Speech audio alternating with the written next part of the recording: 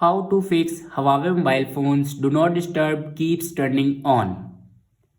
So let's start the video. First of all, open setting and then click on sound and vibration and then click on do not disturb. Now here you can turn off your scheduled do not disturb. After turning off your scheduled do not disturb, then go back and scroll down and click on system and updates and then click on software update. Now here you can check your latest version will be updated or not. If it doesn't update to latest version, then update it to latest version. After that, go back and click on reset and then click on reset all settings.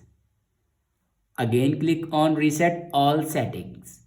After reset all the settings, your problem will be fixed.